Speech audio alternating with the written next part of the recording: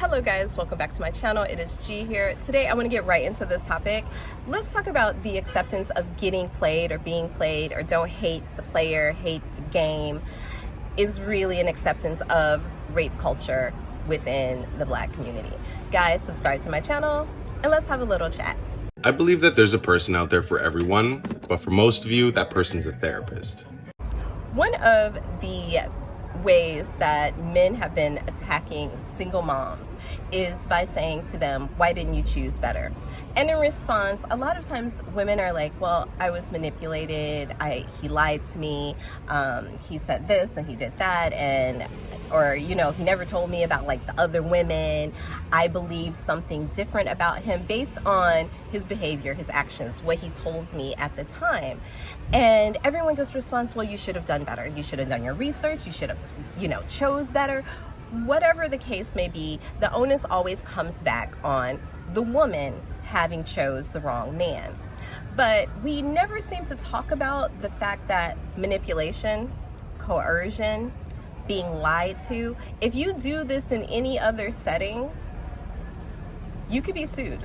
You could be sued for fraud. Say, for example, I buy a car from you, I drive it around the block, it seems okay, but I really start to drive that car, and all of a sudden, the fucking engine falls out because it was just stuck up there in a temporary sort of way, just long enough for me to be able to get an idea that it's okay. There are laws against that, but there are not laws to protect women from manipulation and fraud from men.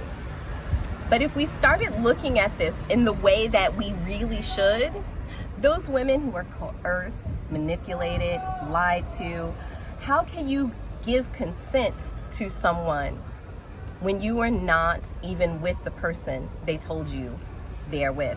There's actually a thing in the UK right now where a police officer that was undercover, married, had children with a woman, and she's finding out right now that she didn't even know this man's real name.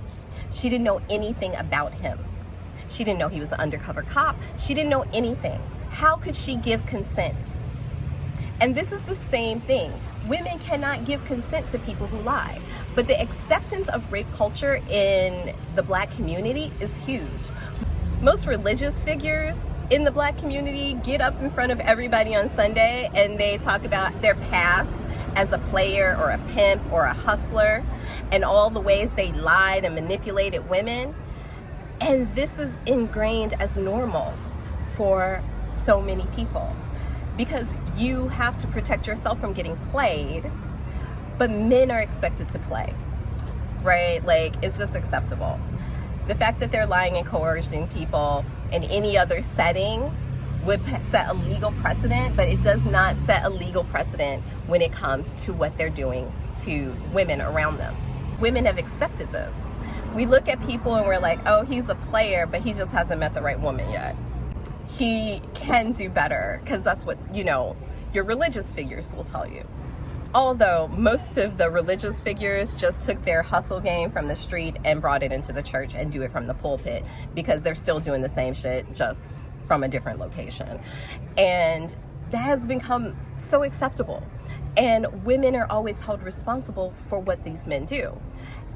And ultimately, you hear men defending it, accusing women of not being smart enough to decipher people's lies. Everyone's accepted that this is normal within a community, when in reality, they've normalized rape culture. And that the majority of single mothers, if they are telling the truth, that they were coerced, manipulated, lied to, not given the full story or picture, they are victims of rape.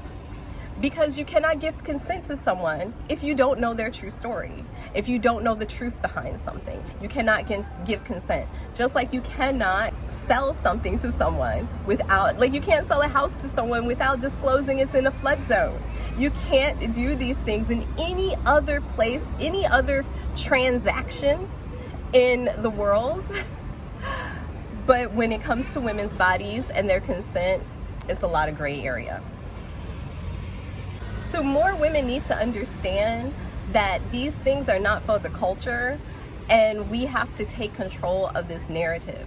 Because if you meet someone who, I'm a retired player or I'm a retired hustler, he is a retired rapist.